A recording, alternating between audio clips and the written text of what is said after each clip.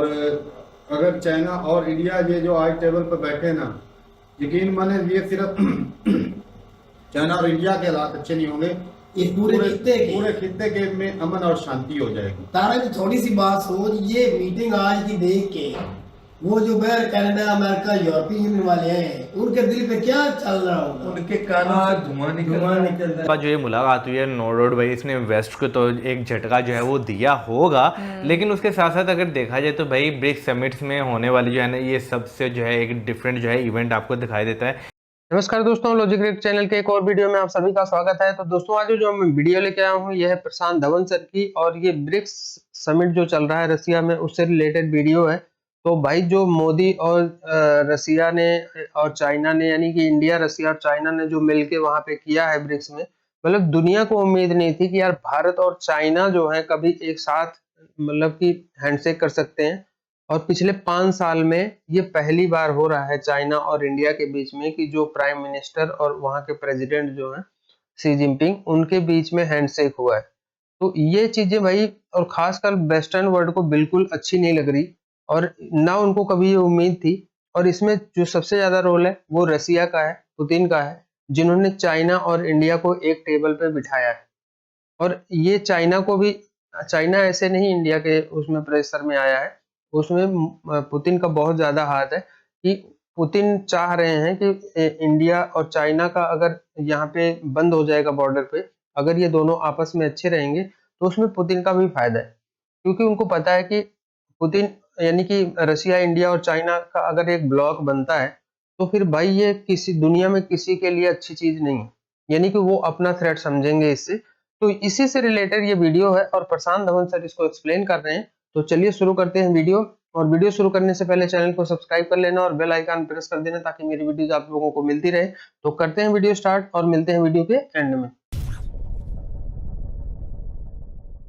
नमस्कार, welcome to study IQ। मैं हूं प्रशांत धवन। नाउ पूरी दुनिया आज के समय फोकस कर रही है रशिया के शहर कजान में, क्योंकि यहां पर 2024 का ब्रिक्स समिट हो रहा है।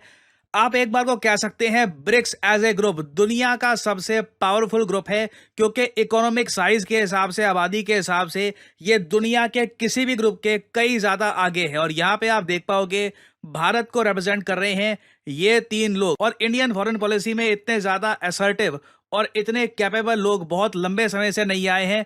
Prime minister Modi, doctor S Jaishankar, Ajit Doval, तीनों रिप्रेजेंट कर रहे हैं भारत को at the BRICS summit 2024।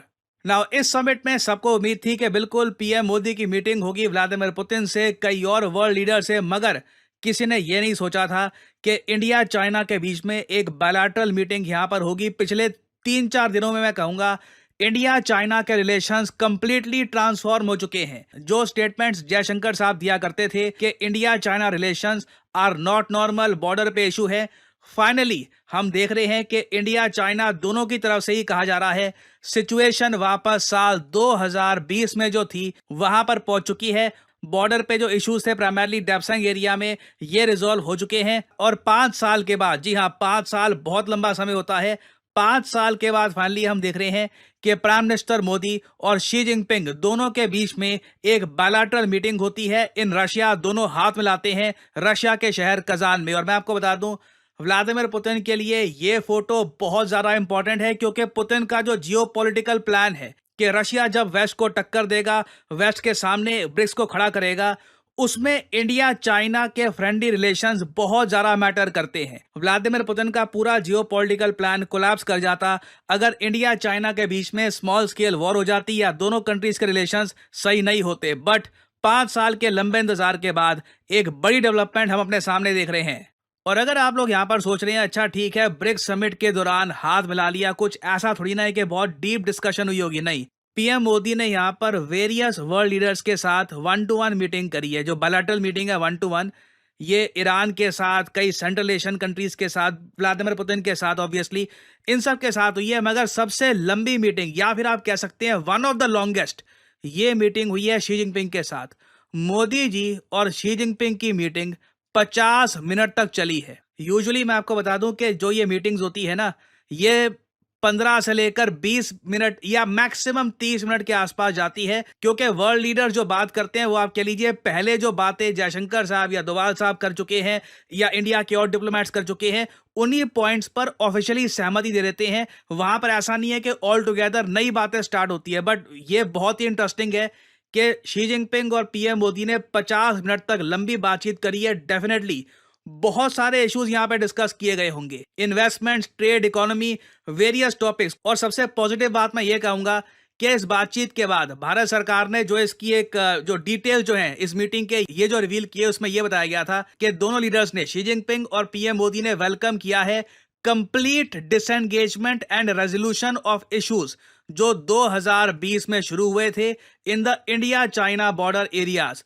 PM Modi ने यह बात अंडरस्कोर करी है कि ऐसे इश्यूज को प्रॉपरली हैंडल करना चाहिए और डिस्प्यूट्स की वजह से पीस और ट्रैंक्विलिटी, शांति भंग नहीं होनी चाहिए। और आगे की लाइन देखिए और एनकरेजिंग है। आप एक बार को कह सकते हैं चलो ठीक है, अभी के लिए जो ट्रूप्स हैं यहाँ पर जो टेंशन है थोड़ी कम हो गई है, मगर इंडिया चाइना की जो बॉर्डर है ये आज भी अनरिजॉल्व्ड है।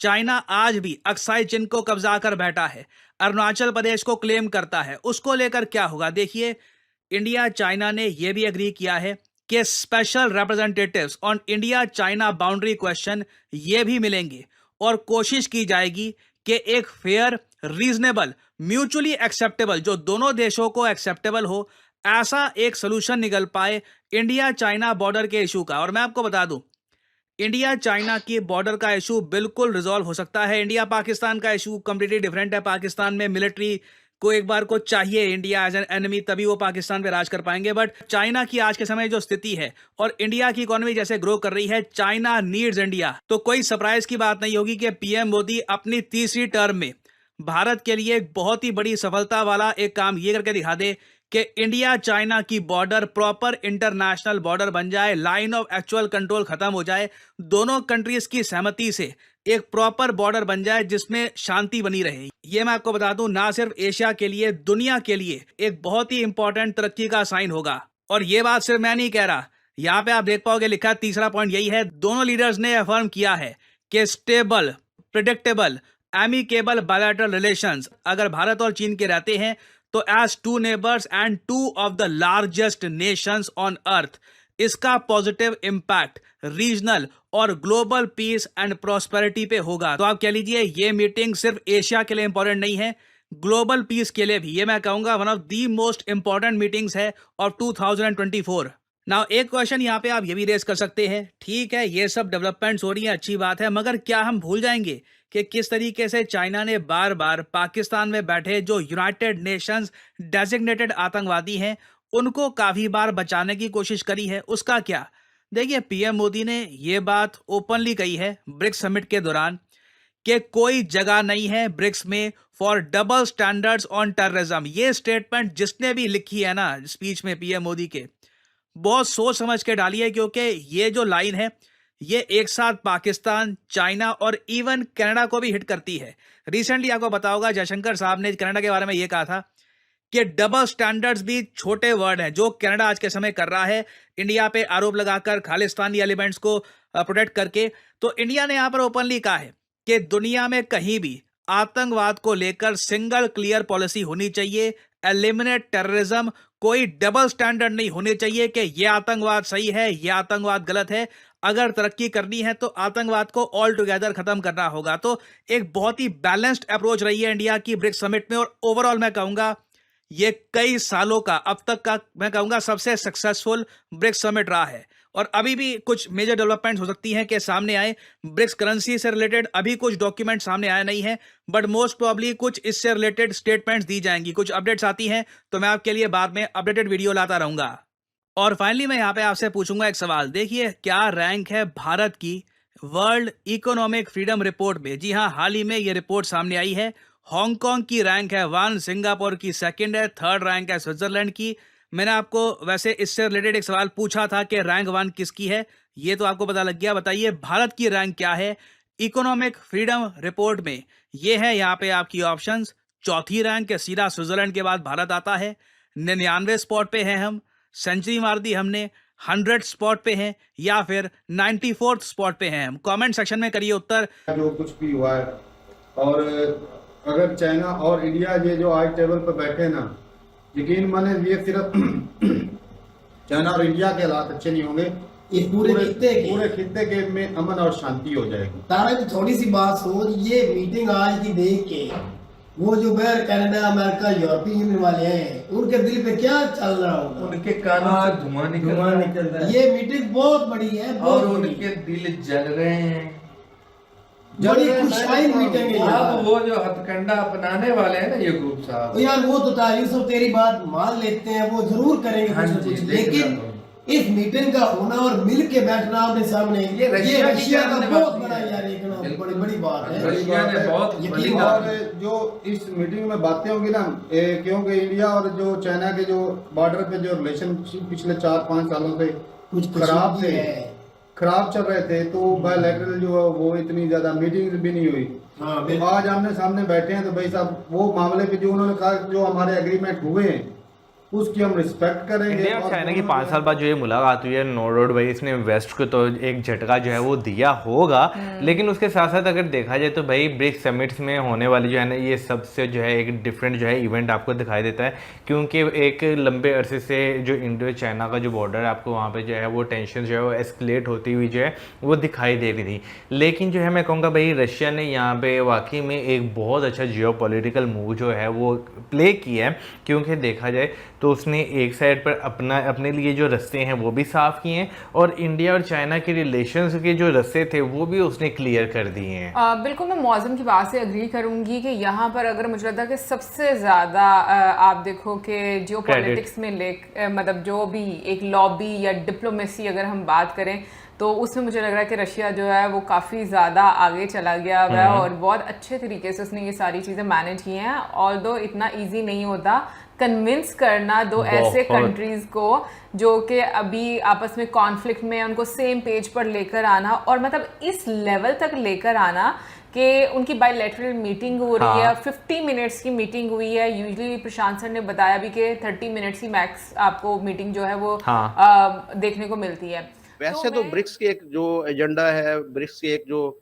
पॉलिसी है, उसके तहत एक मीटिंग तो हुई है, लेकिन इसका भरपूर फायदा जो पुतिन ने उठाया है, और उसने जो इंडिया और चाइना को साथ ला के बिठा दिया। 50 मिनट की जो मीटिंग हुई है उसमें अभी उसकी तफसीलात सही तरीके से बाहर नहीं आई, और ना ही वो बाहर आएंगी, क्योंकि अमेरिका और कनाडा तो कान लगा के बैठे हुए हैं ऐसे कि पता नहीं, ये देखेंगे, ये बात सुनेंगे कि यार ये क्या हुआ, इन दोनों ने क्या आपस में बात की, किन किन चीज़ों को डिस्कस किया गया। ये हमारे खिलाफ तो कोई बात नहीं की इन्होंने, कोई हमारे खिलाफ तो प्लानिंग नहीं की गई, तो जरूर ये हुआ होगा। मतलब इस पूरी रीजन के लिए बहुत ज़रूरी है, चाहे एशिया की बात करें, इन्होंने भी बात की, चाहे ग्लोबली हम लोग बात करते हैं। बाकी ये 16वीं समिट थी ब्रिक्स की, और इंडिया और चाइना, रशिया और साउथ अफ्रीका है, ब्राज़ील है, ये सारे के सारे कंट्रीज़ मिलके एक ठीक ठाक बहुत बड़ी इकॉनमी बनते हैं ये सारे के सारे कंट्रीज़, और पूरी दुनिया में सबसे बड़ी इकॉनमी मेरे ख्याल से यही ग्रुप होल्ड भी कर रहा है। वीडियो अगर इस हिसाब से देखा जाए मतलब न्यूज़ को कि कैसी न्यूज़ है, न्यूज़ तो बहुत अच्छी है। तो ये थी गाइस आज की वीडियो, और प्रशांत धवन ने भाई इसको डिस्क्राइब कर दिया है कि इसका रीज़न क्या है। और वेस्टर्न, मैंने जैसे बोला है कि इससे वेस्टर्न कंट्रीज और खासकर जो है यूएसए, जैसे यूएस है, ब्रिटेन, फ्रांस और ये जो कनाडा वगैरह हैं, और इस लिस्ट में भाई टॉप पे जो है यूएसए होगा। यूएसए क्योंकि वो मतलब इस चीज को कभी दिल से एक्सेप्ट नहीं कर सकता कि चाइना और इंडिया की जो है आपस में मतलब बॉन्डिंग अच्छी हो। इससे यूएसए को बहुत बड़ा वो अपने लिए थ्रेट समझेगा। इसके लिए रसिया तो है ही, और साथ में अगर ये दोनों देश मिलते हैं तो भाई यूएसए पूरी दुनिया में यही कर रहा है कि वो एक दूसरे को लड़ा के, एक दूसरे को करके, मतलब उसको तो ये पता चल गया है कि जो सुपर पावर वाला टैग है उसके पास, वो मतलब बहुत ज्यादा दिनों तक नहीं रहेगा। आने वाले 5-10 साल, 15 साल के अंदर अंदर वो टैग उससे छीनने वाला है। उसका रीजन ये है कि चाइना भी बहुत मतलब फास्ट ग्रोथ में है, इंडिया बहुत फास्ट ग्रोथ में है। दुनिया को भी अब ये चीजें समझ में आ गई हैं कि ये जो है, अगर मैं यूएसए के ब्लॉक में जितनी कंट्रीज हैं, ठीक है, वेस्टर्न में, वो अपने लिए अलग पॉलिसी चलाते हैं। बाकी जो दूसरे रीजन है, ईस्ट है, नॉर्थ है, साउथ है, जो भी है, उस वहाँ पे सेंट्रल एशिया है, मतलब साउथ एशिया है, यहाँ पे भाई उनकी पॉलिसी अलग है। यानी कि अपने लिए उन्होंने अलग नियम कानून बना रखे हैं, इन देशों के लिए अलग बना रखे हैं। तो भाई इससे परेशान दुनिया में बहुत सारे देश हैं, लेकिन अब कोई देश इनसे, मतलब भाई इनके हाथ में भी पावर है, तो कोई देश इनको खुल के बोलता नहीं है। तो ये क्या करते हैं, सैंक्शन लगा देंगे, बहुत सारी उन पे पाबंदियां कर देते हैं। वो बेचारे वैसे ही छोटे इकोनॉमी वाले देश होते हैं, तो वो उनका सब खत्म हो जाता है, इसलिए डर से वो बोलते नहीं है। और इसको पता है कि अगर ये जो इंडिया ने भी आपको पता है कि यूएसए से रिलेशन भी चल रहा है, लेकिन इंडिया जो है चुप भी नहीं रहता, इनकी सुनता नहीं।